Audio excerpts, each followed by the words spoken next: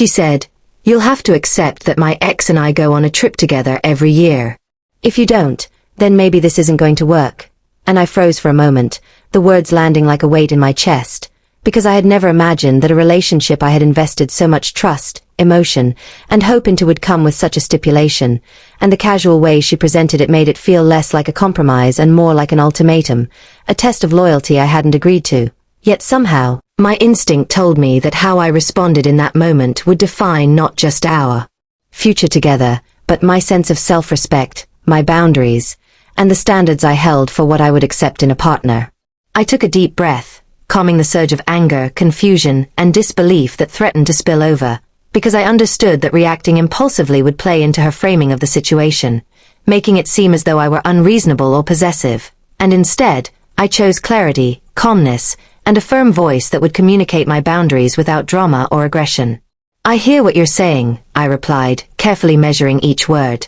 "And I respect your past, your friendships, and the experiences you've had, but I also need to honor my own feelings and boundaries. I cannot agree to a relationship where a yearly trip with an ex is a non-negotiable part of our life together, because trust, respect, and shared priorities are the foundation of any partnership, and I refuse to compromise on those essentials."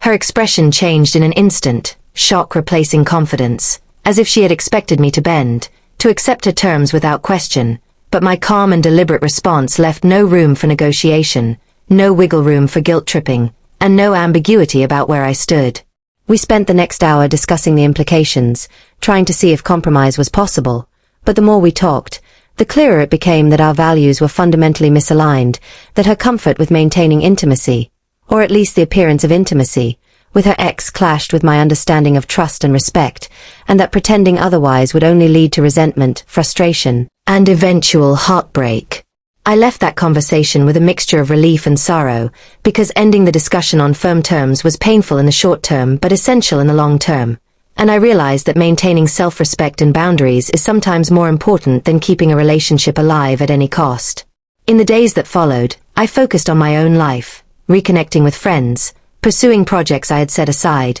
and reflecting on the lessons learned. That love cannot flourish in a space where one partner's non-negotiables undermine the other's core values, that clarity and calm firmness are more powerful than argument or pleading, and that walking away from a relationship that compromises your principles is not failure, but strength. She eventually moved forward with her life, and I with mine, and though there was a brief period of sadness, it was replaced by a sense of empowerment, confidence, and relief, knowing I had faced a challenge not with desperation, but with dignity. That conversation, sparked by an unexpected ultimatum, became a turning point, a lesson in boundaries, self-respect, and the importance of aligning with someone whose values complement your own, and I realized that true partnership is not about accommodation at any cost. It's about mutual respect, shared priorities, and the courage to uphold your principles even when the heart wants otherwise. And in that understanding, I found not just closure, but clarity, and the freedom to seek a love that